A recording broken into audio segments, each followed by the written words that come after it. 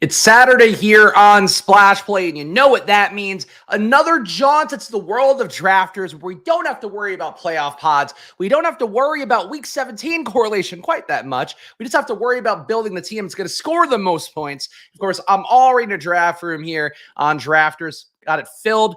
Some people I know here, including our guy Star Kindler in the 12 hole, but I was not trying to sneak draft you guys here, trying to make sure that I could actually start the draft at 11 o'clock because drafters does take a little bit longer to fill than your underdog tournaments do often. So we're trying to make work today. But of course, we are here on Drafters Draft along with me as we compete for $500,000 to first place in this one. Of course, promo code SPLASH on Drafters. We have a $100 deposit match. And of course, that's one of the best deals you'll find out there, along with the rake back they have for this tournament where you get free entries after 10 entries, free entries after 25, after 50, after 75, after 100. You end up getting 7. I have to put down the football. You end up getting 7 free entries if you put in 100 entries. You'll get $100 rake back if you max out the tournament. So it ends up being basically rake free if you do put in all those entries and get it to max out. So I'm not sure if I'll be maxing out personally, but for you guys out there that are EV grinders, your dollars will go further on Drafters. I finished just outside the top 100 with 9 entries last year. Similar feats, I think, for other people in the community as well.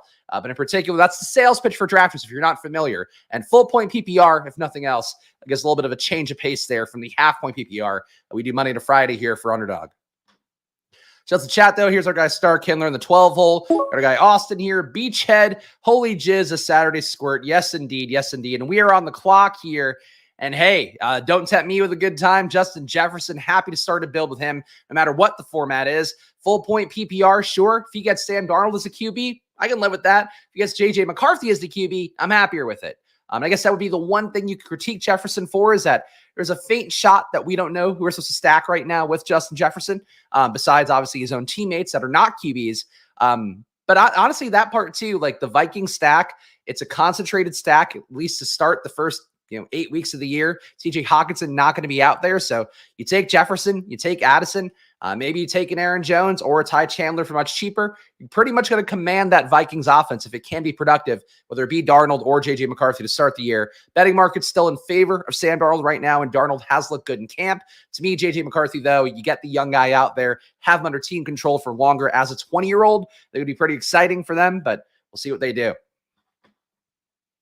Haven't tried Drafters yet. You definitely should try Drafters. This would be, obviously I'm sponsored here by Drafters today, but it is a great tournament. Again, so for me last year, I did max out the DK tournament, the DK Millie Maker tournament, had a finalist there. For Drafters, though, just the fact that you don't have to worry about the pods. Like, I ended up winning, I think my team advanced, putting up like 210 on DraftKings. We barely escaped a team with like 205 or something like that. I think that on Drafters, you just don't have to worry about that part of it. There's just less luck that goes into it. And obviously, you still have to have the luck of your team surviving, your team putting up enough points, your team not being injured, all of those things.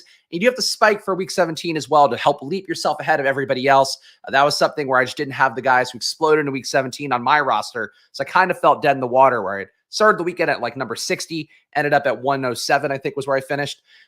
So that's the downside of it, I guess. But to me, just the pod luck part, if you were one of those people that bitches about pod luck, you should be playing on Drafters. You should be playing that the marathon tournament on Underdog if you want. But this is the original here. So I'd say do this one. All right. We're coming up again for another pick. Ayuk would be the top choice on the board. Again, on Drafters, wouldn't mind an elite running back, but they are not available. This room is RB Piggery to the max. So I guess we're just going to take Ayuk at ADP. We'll do that.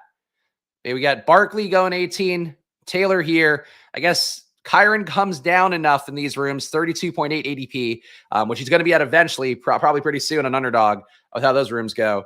And we'll see what we get on the way back. Hopefully we can still get a semi-elite running back, but if not, I think it might have been a 0 RB team that won last year. So you're not dead in the water by any stretch doing 0 RB, non-elite QB. I just find it a little bit cozier. I think you're going to have a better shot at a big cash if you do have an elite QB, maybe an elite tight end as well. Oh, there we go. Shout Star Kindler here, deposited specifically for this draft. The sponsorship was well worth the Drafters time, Spags 2024. Thank you to Star Kindler. I Appreciate that very much. Of course, very sharp drafter, our guy Star Kindler, and really on drafters too. One of the things I was thinking about this morning a little bit is part of why like I just don't mind having regulars in the drafters rooms quite as much. Like, yeah, I lose some players, but just not having the pod part of it, to me, that's the double whammy if you're a streamer, and especially if you are a player take heavy streamer like I am, where I still fundamentally believe in structure, the importance of stacking, all the things you're supposed to believe in that every sharp best ball drafter does. But I still believe my biggest advantage is my work, my obsession, my skill at identifying good players early on in the process and seizing that value. And on drafters, you just don't have to worry about the pod part of it quite as much. You're not getting squeezed for guys taking your guys, and then also you in a room with them at the same time. So that's what I would say about that. Jefferson, Ayuk, Cooper Kupp would be an okay play here, full point PPR. I am going to take Devon Achane here. Again, just really, Achane was a big driver of my success last year on drafters. Not that that's a reason why I'm taking Achane this year, but to me, having Achane in the third round, Kyron would be the same, or a similar bet, I suppose. Having these guys here and being able to have that anchor for just to give you a C, hopefully of 20-point weeks or shots 20-point weeks, if nothing else, some 10 to 15-point weeks. Having that secured production and not having to worry about the rest is a really big part of what I think you should be trying to do on drafters. So obviously every team to me is not going to be hero RB, not going to be, anchor RB, whatever you'd want to call it. But I do think in general, I'm going to be a little more, a little bit less into forcing zero RB as opposed to underdog, where I think there is still mostly an advantage trying to get yourself a lot of zero RB teams in your portfolio. Give it a shot sometime soon. All right. Hey, you're watching the stream. So that's the gateway drug we hope here. It's all we ever want to be here on Splash, a gateway drug to various things. Serious question. Should you avoid the premium doubles in a format like drafters? Hill/Waddle seems thinner here. You're going to have, the ping-ponging can still occur over the course of a year if Miami's offense is an outlier again. And Waddle is paid, like a top 5 receiver. So I would Star Kindler going nuts in the 12 hole with a double elite tight end. I would still say for me, not the most plus EV move to do that, especially at that sequence. But Star Kindler knows what he's doing. He's got 13 drafts under his belt this year. So there we go. Wait, Star Kindler said he deposited. Oh, you deposited for this, not you signed up for it. So it's like you have 13 entries already. I don't know that you are coming in just for me now, but you got a double elite tight end, and I like both guys, so that's a move. Excuse me while I cough for a second here, still dealing with the germs of the week. Don't want to have that. That it's like you could tell in my voice. I'm such a stickler for these things, even though you wouldn't tell by listening to me. The little bit of a difference in my voice just drives me nuts throughout the course of a stream. Star Kindler's a donkey this year. There we go. And he enjoys being an agent of chaos this season. Okay. I didn't know that. Crawfish boil. That's sick. We're just going to some outdoor beer garden / food place with a child later and some parent friends, which they're more Alex's parent friends. And they seem nice enough. I'm not all the way there. They got a little bit of anti-vaxxer vibes. I don't know. Not to spook people here away on a Saturday where we need every view we can get. But, we'll see. We'll see how it goes. I'd rather be doing a crawfish boil is the main point. I'd also rather be doing a crab thing. What do they call it? A crab bake? I'd rather be having that too. I would rather have a crab bake any day of the week than most activities.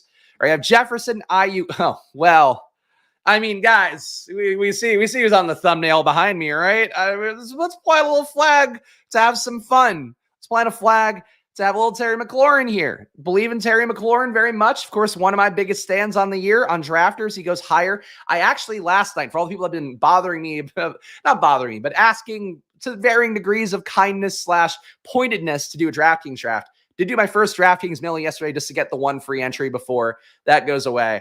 I'm still not planning on maxing DraftKings. If I do, it's going to be in August after we can close funding for probably. But at this point, I would say that I see what you guys are talking about with DraftKings. I was also in a room where guys were reaching for things in ways that were not helpful at all. So I didn't get really great values. It was still like players I liked, but they were taking them 12 spots ahead of where they should go. So I did not have the best time on DraftKings yesterday. Like some of you guys out there, a guy Ross in the chat, Robert Griffin III, has been putting up countless sick teams that he sends to me in various DraftKings tournaments. There was no value to be found for old Spags last night. And I thought doing it I did it at 10 o'clock or something. Thought doing a draft at Friday at 10 on DraftKings, I'd get some drunks doing things. And it was just like, nope. It was people soaked up the value and the people who leaped for good guys around that. So it was not a great time. Fellow parent friends are a necessary evil. I suppose. The thing is, like, Luca's not terribly into their kid. It's more that Alex is into the mom. So not like that. We're not doing swinging. But that's the issue to me more so. Like I talked about it yesterday, but my kid Luca is moving up in his daycare classes, and he's going to be away from two of his little buddies. This cute little Asian kid named Asher. I guess I shouldn't give their names. This cute little Asian kid named Asher. This little white girl named Gigi, his little best friends. We were hanging out with them. It'd be great because he loves them. These kids, he's just like they're people. All right, we got Keenan Allen here. We got Hollywood Brown, full point PPR. Kind of thinking I'd prefer Keenan Allen here. I am coming around to Hollywood Brown. Do think the brown nosing with Patrick Mahomes, the going to games with Mahomes, and also again the already signal that we have there for whatever it means at this point of the year that they're saying they want to get the ball downfield more. They wanted to get it downfield last year. That was in fact the only thing they did last year that was sort of progressive in terms of that offense. It was a really aggressive offense for KC last year, but part of that was because they just didn't have the dogs in that wide receiver room. For this year, I would say for having Marquise Brown, if he just absorbs the Justin Watson targets, if he just absorbs the MVS targets, that could be enough for him to get there. I don't think Brown is like the most talented guy in the world. I also find it baffling that he's now Hollywood Brown on everything. So that must have changed from one of the data providers. No longer Marquise. Don't dare call him Marquise. But for Hollywood Brown, I think he's got upside this year. I think you're going to have a lot of like 5-point weeks. If I had to guess, actually, I would think that Hollywood Brown's year this year could look a lot like Terry McLaurin's last year, where you had these 3 for 40 games, these 4 for 50 games, and then you had a couple where it's like 140, like 8 for 180. I think you have that in the bag for Marquise Brown, for Hollywood Brown. But I think you are going to have a lot of duds in between. So that's why in this particular one, I am taking Keenan Allen over him, but I'm very open to Hollywood Brown these days. I love that similar connection or contention with Mrs. Turd, but the kids don't like each other. And, kids are okay with each other. It doesn't it's not like a thing where they're hitting each other or whatever, but it is one of those things where it's like he could play with me, he could play with the wall and have a good, as good of a time, if not more of a time. Wow, that's a take. Hollywood Brown is just Kansas City Gabe Davis. I think that's a reasonable way to look at it, I guess. I think he probably earns targets at a higher rate, but you're going to see, I think you see more spikes than Gabe Davis, especially Gabe Davis last year, but we'll see. And we are live on Saturdays here, every Saturday now. It's Monday to Saturday at 11 a.m. on Splash Play. Of course, during the weekdays, much like you guys, I'm at the office. I'm clocking in on Underdog. On the weekends, we like to kick back, have a brewski. If I had champagne in the house and orange juice, I would have a mimosa right now. That's what we do on Saturdays here at 11 a.m. But drafters, thanks to them, 16 weeks of drafts here on Splash Play. Every Saturday, we're going to be hitting them, and that is a promise. And actually, today, I have 2 tickets to give away on drafters. So I think I'm just going to give it to Chad MVP. So if you are somebody who wants to win 2 free entries here in the Drafters Million, $15 entries each, I will give them away at the end of the video, and I'm just going to give it to whoever did the best job in chat today. So whatever that means, I don't know. It doesn't mean you have to dominate the chat. It could be getting one really great quippy one-liner, but make sure you stay until the end because I am going to need your username if you are a winner. So keep that in mind. All right. You don't think Harbaugh giving away a 32-year-old wide receiver for cheap is a red flag? You might be toast. No. They just tore down the entire thing there. They tore down the front office. They brought in Harbaugh. It was more that they didn't want to pay Keenan Allen long-term. He didn't get rid of him. Keenan Allen, that was a mutual thing. Keenan Allen made a business decision at the end of last year to not play anymore. So if anything, I'm emboldened by what Keenan Allen did last year. He was fantastic. And I think most people should be as well. We do have Keon Coleman here. We are going to get the correlation with Jordan Addison. I like locking up Minnesota production. As I've mentioned enough times here, people just don't seem to grasp that TJ Hockenson is going to be out likely 8 weeks at a minimum, possibly 12 weeks. If you have an entire season where it's Josh Oliver and Robert Tonyan out there at tight end, that's just a lesser target share. You don't have KJ Osborne there anymore. The third receiver is probably a Brandon Powell, Jalen Naylor type. Neither of them are going to put this big fear of target share going away. There's going to be a lot of opportunity, whoever is at QB for Minnesota, for Jefferson and Addison to, I think, both guys combine for 20 targets a game and really 75% of the pass game production, 80%. They're going to be really the entire passing offense. And Kevin O'Connell, whoever he has at QB, we saw it last year with Nick Mullins. We even saw it with Josh Dobbs before he realized he couldn't really trust Dobbs in the way he wanted to. He wants to throw the ball. So no matter what happens, I think you really do have a good run out for Minnesota. And to me, I think they're just generally a little bit undervalued this year. As I've talked about, to me, Jefferson, talent wise, is the 101. Whether he comes through in that way, he's holding out. We'll see. But it's that. Playing Drafters lately, enjoy the format. Glad to hear that. Drafters is great. Again, great company, very nice guys over there too. As I've talked about a few times, like part of the reason I enjoy doing business with them is the founder / CEO, Zach, is one of the nicest people I've dealt with in the business, and they do care a lot about making tournaments worthwhile. That's why the rake back stuff in particular for this tournament. Really think you're doing yourself a disservice if you're not paying some amount of attention to that. All right, so we have our bet on Minnesota here. Again, we do want to try to keep building out things that are going to correlate and also give us a little bit more of a floor. I think Aaron Jones gives us a little bit more of a floor here, so we're going to add him in. Got 5 receivers, 2 running backs. Give the team a read. Got Devon Achane, Aaron Jones at running back. Both week 6 buys, so, whatever. We don't have to get out of a pods. That's the benefit here. Everybody's got to deal with buys at some point. We do want to be a little bit cognizant of not drafting bye week 6 guys at running back, at least the next few rounds. Justin Jefferson, Brandon Ayuk, Terry McLaurin, Keenan Allen, Jordan Addison. So good 5 wide receiver room. No bye worries there at all. And we are live for some QBs that we like, including Purdy, including, honestly, you could still take McCarthy, including obviously Jaden Daniels. He's on the thumbnail. He should be on every thumbnail realistically. If you guys, maybe that's the bit, is I just put Jaden. I was actually thinking that next week should be no Jaden Daniels week, barring some sort of dramatic ADP fall. But I'm not sure I can commit to that. He's just not the right price. He's just not the right price. Feel naked with only 12% Addison right now. I am low on Addison and BBM so far, just because I'm not getting him in spots where, honestly, just not lining up for me. And then I'm happy to take a Keon Coleman, happy to take a Ladd McConkey instead. But I really think for Minnesota, people are sleeping on the fact that, like, it's the coach's willfulness more often than not, and what makes a team and how they produce and what they do to produce their overall, everything, the entire pie.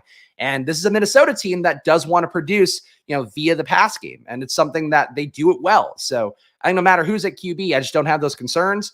And especially when you do have, a certain amount of people drafting TJ Hockenson so highly, like Addison is actually pretty good leverage against just Hockenson not playing for, he might not play 75% of the year. Like, he's really one of the worst picks at ADP, unless you have 2 tight ends already that can get you through. And then you're just hoping, he spikes you in the playoffs. But even for the playoffs, like, it's going to be hard to come back. He's not in that age window where it's an easy recovery from an ACL tear. We have seen more guys do that in recent years, but I wouldn't even say it's like a certainty that he comes back and is the same guy.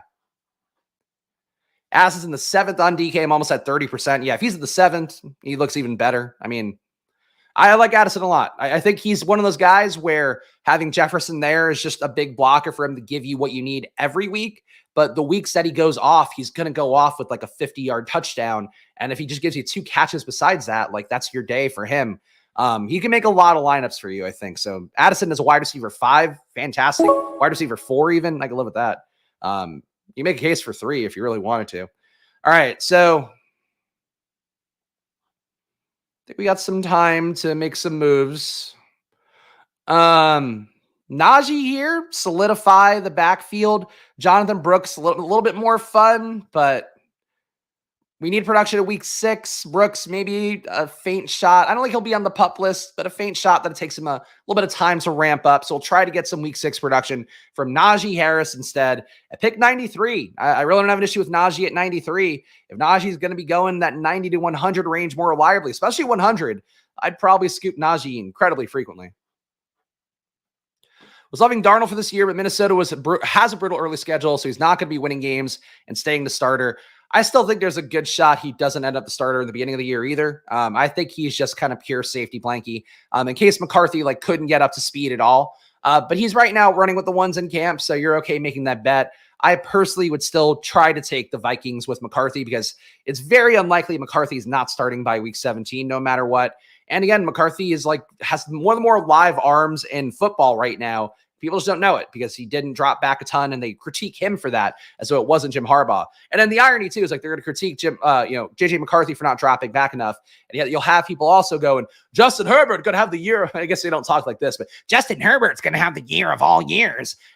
When we just saw what Harbaugh does at an offense, and we know what Greg Roman does at an offense too for the past game. But yeah, this is going to be the year that Justin Herbert really ascends. We shall see. Hard to pick some of the target projection rookies over Addison between McConkey and Coleman. I agree. I mean, I think Coleman has good touchdown potential because he's going to be the best red zone target they have there. I think that McConkey has some merits as well, though maybe not as many merits as some others out there might feel. All right. Well, I mean, come on. What are we doing here? Jaden Daniels, come on down. We don't even need to worry about advancing in week 14, so we can deal with the week 14 bye. So Jaden Daniels at QB, taking him at pick 101. Jaden Daniels, Devon Achane, Aaron Jones, Najee Harris, Justin Jefferson, Brandon Ayuk, Terry McLaurin, Keenan Allen, Jordan Addison. So, look, you guys know my takes if you watch these videos. And if you don't know the video or don't know these videos, you're just hopping in today because I'm doing drafters. Jaden Daniels, to me, one of the best prospects we have coming in as a fantasy player ever that I've seen, and especially since I've really been studying this stuff and going backwards as well, looking at data the last 3 years. So to me, Jaden Daniels, the downfield passing, he analytically looks like CJ Stroud with how he played in terms of plus EPA passer at every level. He also then one of the better rushers in football. He, as a rusher, grades out like a Jalen Hurts, like an Anthony Richardson, like a Lamar coming out of college. Will he do all of that? He's not going to be as great in the red zone. So if you want to, critique him for that, you can. But his size, everybody's like, oh, Lamar's going to be so fast. He's cut down to 205 this year. Jaden Daniels now weighs more than Lamar, it seems. We haven't seen Lamar in OTAs, so who knows? For Jaden Daniels, though, like, he just has everything. He just has everything. And that's the Jaden Daniels take summed up here on a Saturday. And if you want to fade it, I think you will be bathed in the streets of blood by Jaden Daniels later on this year. But, who knows? Who knows? Let me some Davis voice. Oh, is that a Davis voice? I don't know. I guess is that Pete's Davis voice? It wasn't intentionally. It was the voice that came out. But I guess Davis Maddock, creamy sauce, two men, two sides of the same coin. But I wouldn't want to take anybody's comparison to creamy sauce. I do think that guy, a one of one, hopefully, I would say. Of course, guys, it's Saturday morning here, but the work doesn't stop. New drafts Monday to Saturday at 11 a.m. So please do. I'll put it over my face because I have no option. Please subscribe down below. Hit the like button. Leave a comment. I'm happy to have all you guys here. But again, your interactions do mean a lot for this channel. For me as a solo proprietor, and especially to show drafters that their dollars matter here. And we do appreciate you guys who've signed up so far. Make sure to sign up over there. Promo code SPLASH on drafters to get up to a $100 deposit match. I'll talk again, the rake-free stuff, the biggest, most important part for you guys out there. You put in 10 entries, you get a free entry. You put in 25 entries, you get another free entry. If you put in up to 100, you're getting 7 free entries. You put in 150, if you max this boy out, you're getting $100 back in cash to play on drafters. So check it out for yourself. Like, really can't recommend it more. And really, I will say in this space, especially we talked about a little bit yesterday, the griftiness in the space and all that. Drafters to me and how I've done business with them, like there's been no grift. There's no Taysom Hill FFPC bullshit. There's nothing like that. They just want people to play on the platform and hopefully win money and make enough to keep the business going. And I think they're a really commendable company and, show some love, especially too for them. Like, the underdog making a tournament's exactly the same. Not the nicest thing to do for a company that bitches so much about people, how they're mean to them, I guess is what I would say. We have no Brian Robinson here. He went. Trey Benson, a little bit of a discount. Doesn't really correlate with anything.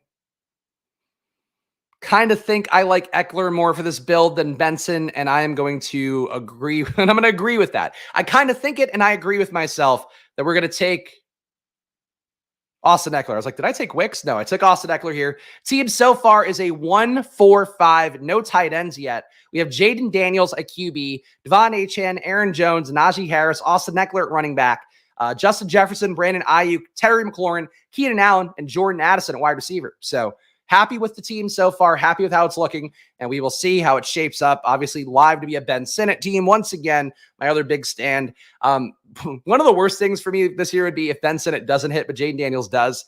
I know some of you guys in chat, I'm sure, have thought that before, especially as you hear some sharp people out there making the Ben Sinnott fullback jokes. It would be the one thing that would be the biggest kick in the dick to my portfolio. It would be the great irony of football that we always have to experience at least once a year.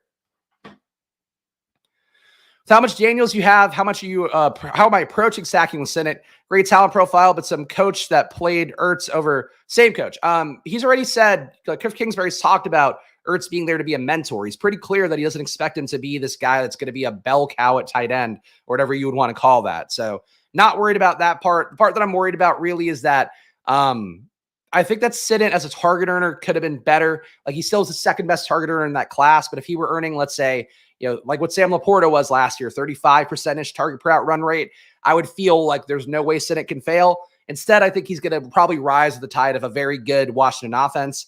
But to me, like he's the bet. Like the stack of Washington is the bet because for Jaden Daniels, people are going to go, oh, he can run, but they're not going to stack him. The same thing with AR last year. So I'm just trying to stack the guy is like the most important thing.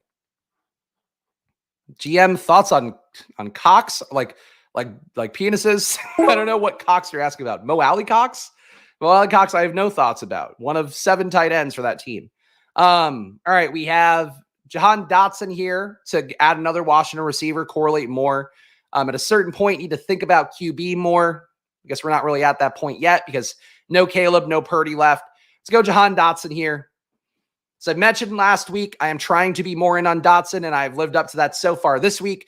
Dotson, to me, playing outside, he really is the guy where if McLaurin were to fail, it's probably because Dotson figured out something as an outside receiver and took a big leap. Mostly McCaffrey working out of the slot so far. So Dotson, to me, if you're taking Jaden Daniels, the bet is also going to be a bet on Dotson. I like Will Mallory, too, as a player. It's just anytime you have a tight end room with 5 guys getting regular reps, like, what is that doing for you? Jelani Woods started to move back up with the first team, so that's something to keep an eye on there. But I really think for the Colts, like, no tight end is draftable because they legit have Mallory, they have Mo Alley Cox, they have Kylan Granson who's working with the first team, they have Jelani Woods, and then they have Andrew Ogletree. All of those guys they want to give some snaps to. So as a fantasy player, like maybe Luckbox one of those guys, but in terms of right now, unless one of those guys gets like, oh, there's reports about from my boy James Boyd over at The Athletic, like if he's saying, hey, Jelani Woods getting 90% of the reps with the first team and tight end, then yeah, you go Jelani Woods. As it is right now, like maybe a Luckbox Jelani Woods getting the red zone work, but probably a lot of between the 20s for Kylan Granson, and you still have Mo Alley Cox there taking red zone work. Like it's not a good scene for anybody. So we're just doing bets, really funny bets. But yes, Woods over Cox. I've always been a Cox expert. Always been.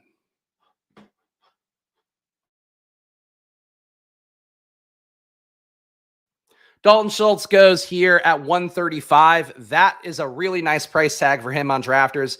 Again, the bet on Dalton Schultz is really just that Houston scores a lot of points, and not every point can go to the receivers or Joe Mixon. Schultz is the biggest beneficiary, I would think, in the red zone for having these big weapons out there. Nico Collins, not a great red zone guy. Tank Dell, not a great red zone guy. Even Stephon Diggs, he's going to get red zone targets. He's not a great red zone guy. Schultz, just having those guys out there, taking some pressure off of him is going to make it a lot easier for him to punch in touchdowns. So same logic for Mixon as well. But I think if you're taking a Houston stack, you could take a Mixon Schultz one and just try to corner production that way, and you wouldn't be crazy.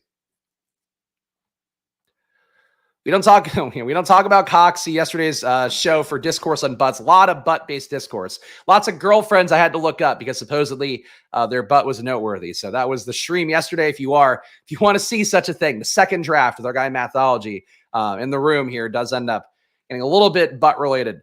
So this guy took 3 QBs in a row. I don't know what site that would ever be a good idea. The good news is I think they're correlated for him. So, well, 2 of them were. Yeah, he took Caleb Williams for no reason. That's the stupid one. All right. Good job by him. Rico Dowdle could be a pick. Could be a team to take Hawkinson after all the FUD I've given him. But really, we need that full season production. Kind of think Cole Kmet is a similar bet in my mind to what I was talking about with Schultz. But let's scoop Rico Dowdle here. Need to add a little bit more to that running back room. Running back is going to thin out pretty bad. We're not live for Ty Chandler, so see what we get. Team so far is a 1-5-6. No tight ends yet. Jaden Daniels at QB, Devon Achane, Aaron Jones, Najee Harris, Austin Eckler, Rico Dowdle at running back, Justin Jefferson, Brandon Ayuk, Terry McLaurin, Keenan Allen, Jordan Addison, and Jahan Dotson. So I like this receiver room. Pretty comfortable with it. Probably will add a couple more on here. 20-round draft on drafters, another difference between drafters and underdog. So There you go. Another similarity as well to drafters and DraftKings. The Hound, did that have to be caps lock? The Hound Dog launched. I don't know what that is. Let's see. The Hound Dog, $6 5 entry max with 20K to first. Well, got to give them credit. They're churning it out. Still baffling they can't put a fucking Labrador in the mix. I really would like to see a Labrador tournament exist at some point before I die. But every other dog breed's getting one. Labradors are the most popular dog in America. Why? Why not? Why not us? Why not the Labradors?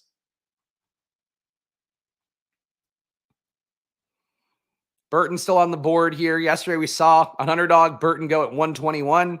Here on drafters, he's available at 148, which is a much more logical price tag, barring something happening with T. Higgins not being on the team. Okay. Jalen Wright, not a pick for me. Ray Davis would have been a pick I like. What does Sinnott go? Got a little bit for Sinnott. I'm going to take Hunter Henry here.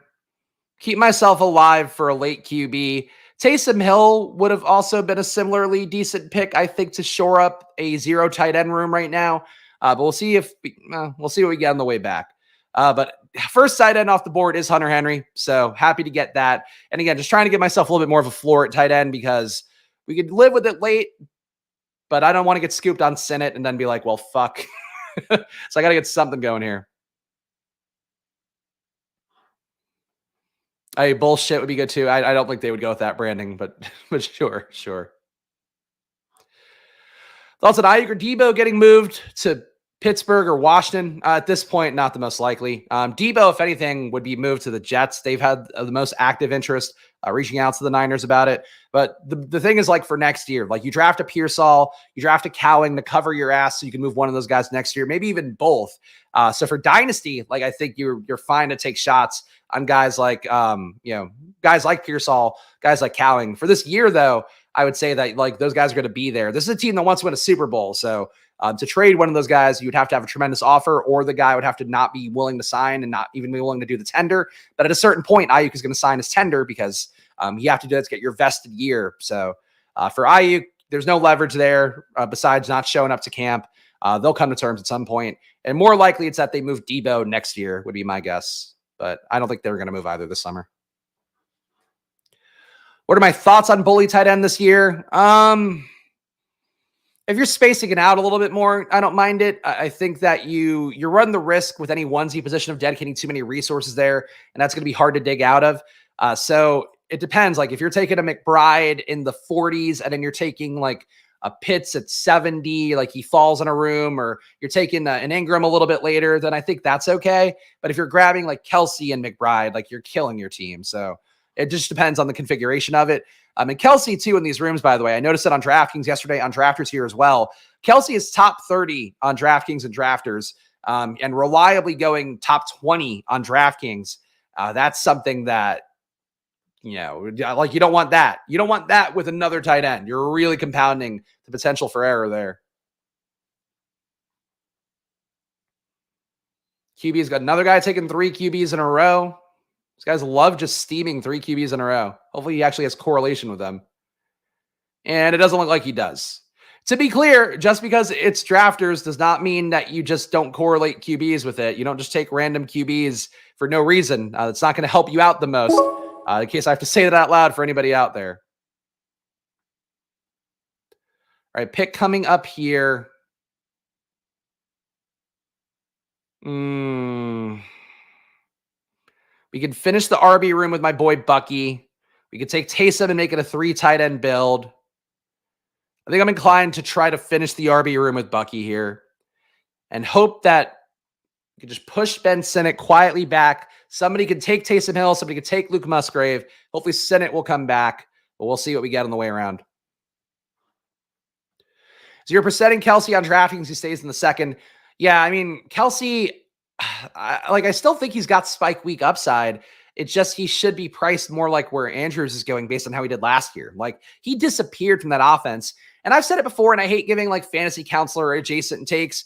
Really do think that Kelsey doing a movie or doing a TV show, touring with Taylor Swift, I don't think these things are great for a guy like Kelsey, who at his age, you need to be LeBron. You need to be in the hyperbaric chamber, doing everything you can to give yourself a shot extending your career. He's not doing that. And I think that's something that, might not matter, but when you're 34, 35, I think it matters more than it seems. So that's how I feel about Kelsey, really. Like, I think that if Rashee Rice is out there, Rashee Rice's growth will take some away from Kelsey. If they use Worthy in the way that I expect them to, how he was used in college, closer to the line of scrimmage, he's going to take something away from Kelsey. And Kelsey himself, they drafted Jared Wiley at tight end, still have Noah Gray there. Like, they have been pretty clear about wanting to take pressure off of Kelsey, routes off of Kelsey.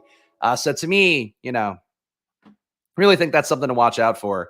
I am going to take Sinnott over Taysom Hill here, even though I do like the dip on Taysom Hill. I don't think I can push Sinnott all the way back to 188. If I thought I could, I would do it, but we'll take Ben Sinnott to get our stack, complete our stack with Washington. So a Washington quadruple, which I admit, for you guys out there, if you don't believe in the Commanders like I do, in the markets too, some nice Vegas totals as well, but win total wise, not expect to be like a high win total year for the Commanders, especially compared to Chicago, who they expect to win, 9.5 games. So I would say for Washington, you don't have to make bets like I do, but I just think Washington is situated very well to hit the ground running, and we will find out.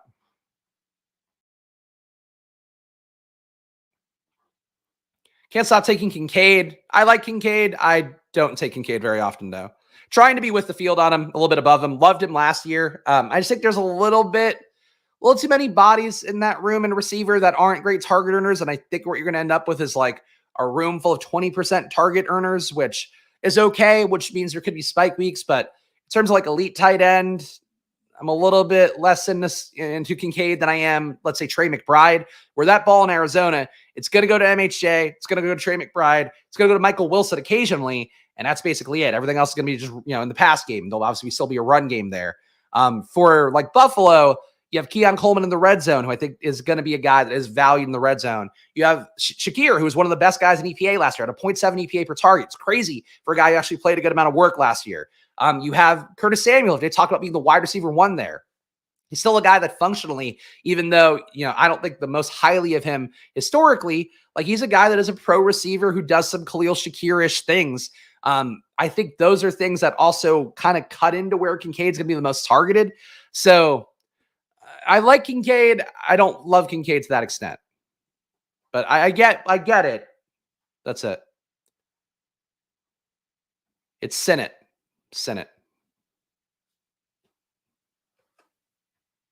Loathe Kincaid's price. I don't loathe it, but it's a tough price. It's a tough price. Bull case is he dealt with Kelsey dealt with an ankle injury last year and he's healthy. Bear case, NBA like ref season usage for Kelsey. I worry about the usage. Like I really do think for him, we're looking at potentially a 60% target share, and you're going to get the highest leverage spots for Kelsey. So like he could even mask having a lower target share, lower route share rather, for a while, because he's going to be the guy that Mahomes looks to when it's 3rd and 8 and you need to get the ball downfield. When they're in the red zone, it's still going to be Kelsey a good amount getting those looks. But around that, I think you just lose 30 to 40 yards. That would just be him out there for a route that then the ball doesn't even go the tight end's way. It just goes to Marquise Brown. It goes to Worthy. It goes to Rashee Rice. It goes to Kadarius Toney. It goes wherever it's going to go. It's not tight end. And I think that's the real risk for a guy like Travis Kelce this year. And again, the fact too, like, you can't be fucking doing a TV show in the offseason. Like I just fundamentally believe that. Like that's for football as a sport, as you see out here on this channel, a year-round sport. You can't take that much time to go do a TV show, and you're trying to do your podcast and you're trying to like build. He has fucking cookware or like food out there, like doing too much, I think is what I would warn about with Travis Kelce in a variety of ways. First year at Underdog, I was wondering how many and how often will they put out smaller contests like the Puppy and Chihuahua. I mean, they're doing even more this year. That Hound Dog one is $30 to enter that one. So going to be a lot more. I don't really have a read other than there's going to be more than there have been in previous years. Okay. We have Henry Sinnott. Juwan Johnson does have upside. Got to take more receivers at some point as well. Let's not take Pop Douglas. Why would I do that? Let's take Juwan Johnson. Juwan Johnson Not my favorite player in the world. I think people like him a lot more than I do, but at pick 188 here, guy who's got 2 touchdown a game upside when I'm, not the deepest in tight end, I would say, with this 2 tight end build we have so far with Hunter Henry and Ben Sinnott. I think that having the 3rd tight end here be a credible guy, also a guy who's not in a week 14 bye, that might help a little bit. We saw Juwan Johnson win BBM last year, so who knows? Hopefully we can do it again this year. But enjoying your live drafts, and this one randomly, didn't know you were live streaming. Hey, that's okay. Hey, drafters, I care a lot less about people, as I mentioned earlier, being in the room, just because of the fact that we don't have to compete in pods. So happy to have you in here, and I wish you used my promo code to sign up. But if you didn't, it's okay. Happy to hear the kind words, and I appreciate it. Aaron Rodgers hosted Jeopardy for a week and snapped an Achilles. Yeah, that's look. I don't want to say that means everything in the world, but it's something to point to. It is something to point to. I think MVS is going to get a lot more snaps than any of us want. That's possible. Then the guy who hurts that it's going to hurt the most is going to be old Keon Coleman, old Kelvin Benjamin, Keon Coleman potentially. All right, what are we going to do here? It is a 20-round draft, so we could go a little bit deeper at some positions. Do need to get our QBs, though. I'm going to scoop up Drake May as QB2. Don't think, he's got a fucking week 14 bye. How is I feel like I'm being pranked on week 14 buys where every time I'm like, this stack could be nice. This bailout stack could be helpful. And then, this player, I love AR. I love Stroud. I love Jaden Daniels.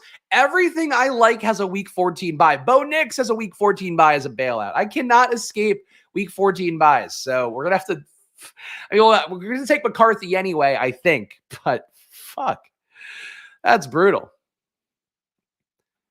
Patrick put a hex on Aaron. I think Aaron put a hex on himself. Aaron's family might have put a hex on Aaron.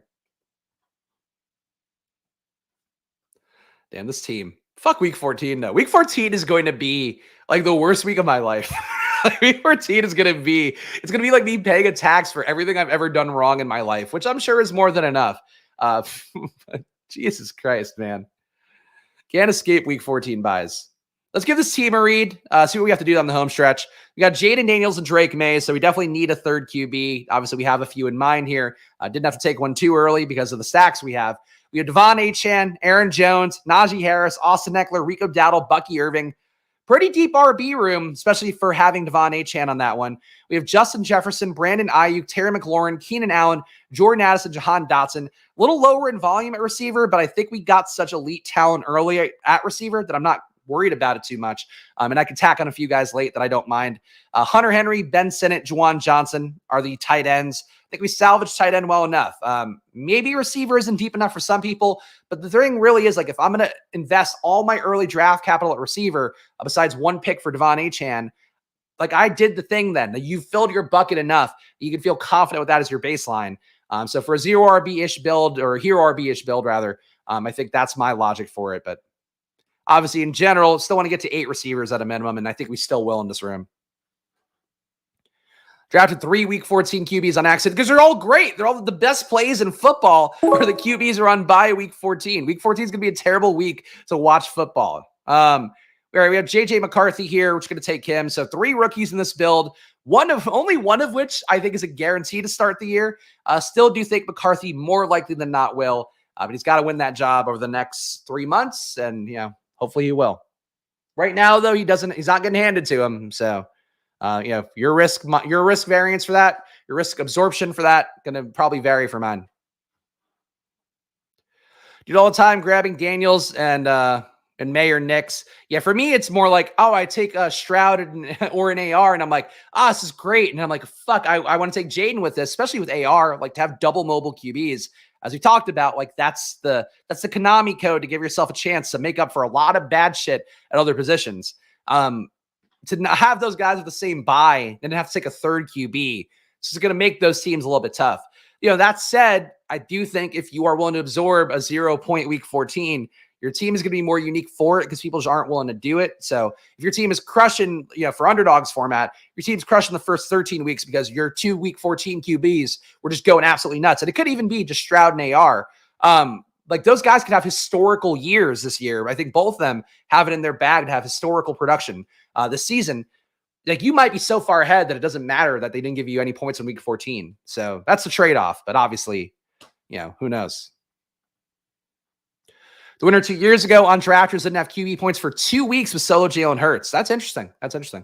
Yeah, for drafters, I would say it is really more about the overall picture of your team. Like, you really just want to have a team that's consistent enough to get there.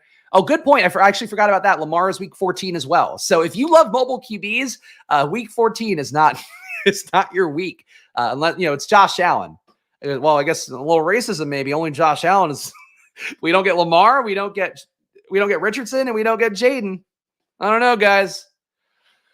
Yeah, that's tough. Week 14, the week where nobody runs besides Josh Allen, week 14. All right, got to add a few more receivers here, which I'm not too worried about. Every other position, think we're covered. All right, we got 2 more rounds here. I was looking at Rondale Moore, not for the week 17 correlation, just because I do think he's undervalued. I do think on drafters that Odell is also undervalued. He just shouldn't be going behind Malik Washington. I know we like shiny new toys. Odell got just shy of $10 million again from another team to be a third receiver. I just don't know how we ignore that signal when he actually was pretty good last year for the amount of routes he ran in Baltimore. And the hope would be a year removed from his injury that he's going to run more routes. Still think that Malik Washington's a risk. Still think Taj Washington is the bigger risk because that guy can get downfield and do something unique that Miami's going to love. They already have him running some of those downfield routes with Tua. I'm in 7-on-7 so far in minicamp. So Odell, to me, undervalued.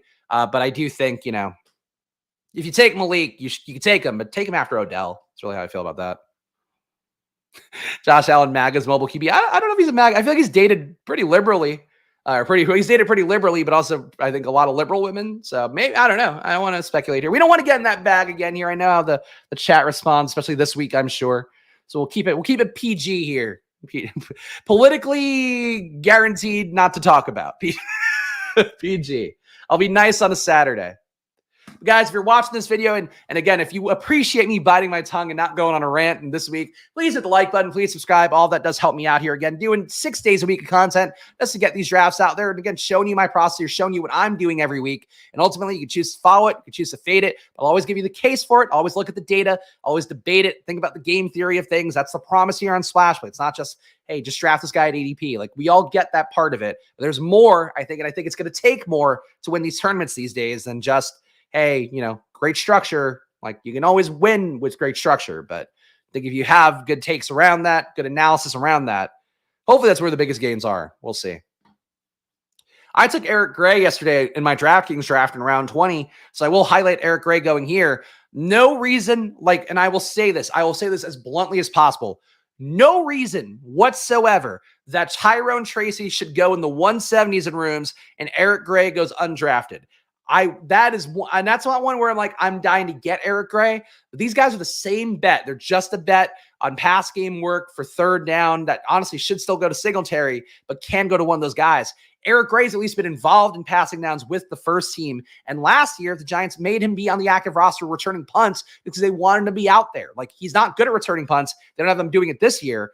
But it is something with Eric Gray that I really have to point out, like the Tyrone Tracy thing. I'm going to put out my Spags rankings. I'm going to have Tyrone Tracy ranked like 220 because I just don't think he is actually a guy. But obviously it can happen. Anything can happen, but I just don't think he's really a guy. Okay. I think one more receiver here would make sense.